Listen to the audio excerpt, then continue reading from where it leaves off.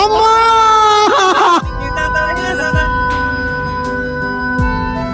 তুমি তো দাদি হতে যাচ্ছ। সত্যি? এই ভাবি, সায়রা, তোমরা তাড়াতাড়ি আসো। এই দাদি হতে যাচ্ছি।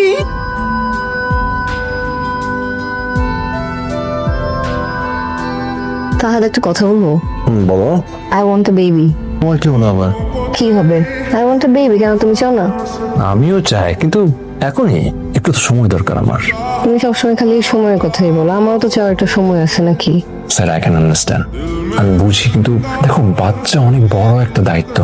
হুটহাট একটা বাচ্চা নিয়ে নিলাম, নিজে একটু গুছিয়ে নিই, তারপর না হয় আমরা বাচ্চার কথা চিন্তা করি। হ্যাঁ, আমাদের অনেকদিন হয়েছে বিয়ে হয়ে গেছে, আমাদের যথেষ্ট অ্যাবিলিটি আছে একটা বাচ্চা পালার, একটা বাচ্চা মানুষ করার। I want to feel the motherhood. মা, কিরে? তুমি তোমার বিয়ের কাপড়টা পরবা।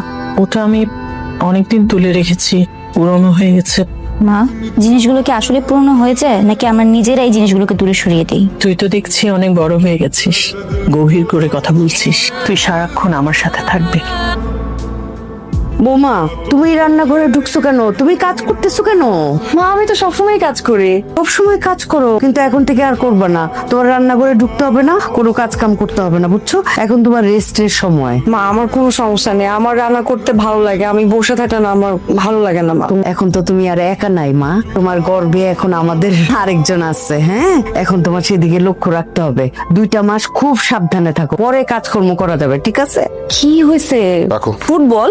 হ্যাঁ, ফুটবল দেখ কি করব আমি? আর এগুলো তো আমার ছেলের জন্য। না, আমার ছেলে ফুটবলার হবে। যদি মেয়ে হয়? মেয়ে ফুটবলার বানাবো। মানে মেয়ে হলে মেয়ে ফুটবলার বানাবা? হ্যাঁ। আর নাম কি রাখবা? মেসি। মেয়ের নামও মেসি রাখবা? আরে মেয়ে হোক ছেলে হোক, নাম থাকবে মেসি, আর আমি মেসির বাবা। Thank you for everything. For what?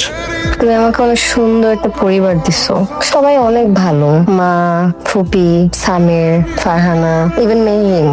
আমি না আগে কখনো পরিবারের মানে বুঝতাম না, তো সুন্দর ছোট ছোট মোমেন্টস যে লাইফে কত ম্যাটার করতে পারে এখন বুঝি।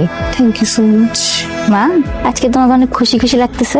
তুই খুশি, সেই জন্য আমিও খুশি। কিন্তু মা, এই বাসার সবাইকে ছেড়ে যেতে আমার মধ্যে খুব একটা কষ্ট লাগতেছে। সব মেয়েদেরই তাদের পরিচিত জায়গা ছেড়ে একটা সময় অন্য বাড়িতে চলে যেতে হয়। কি তো তাকায় তাকায় কারে দেখেন? আমার দিকে তাকায় আছেন, দেখতেছেন আমি কেমন আছি? শুনেন, আপনি যে চলে গেলেন আমারে না নিয়া, বেশি দিন নাই, আমি আপনার কাছে চলে আসতেছি, একটু অপেক্ষা করেন। বৌমা,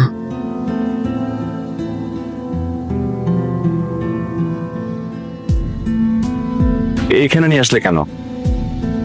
আমি না অফিসে আপনার সাথে কাজ করতে করতে আপনার প্রেমে পড়ে গেছি। আমি আপনাকে ভালোবাসি।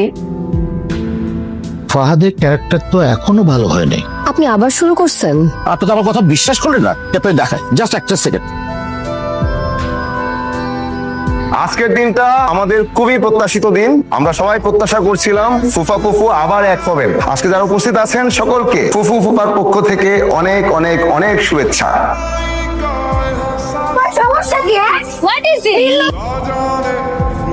তোমার জন্য কি করলে তুমি আমাকে ঠিক মতো তুই আমার কষ্ট বুঝস না কেন?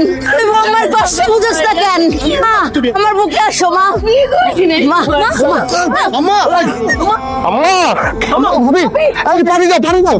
তুমি একটা অ্যাম্বুলেন্স ডাকো। আম্মা, ডাকো, আম্মা, আম্মা, আম্মা, আম্মা।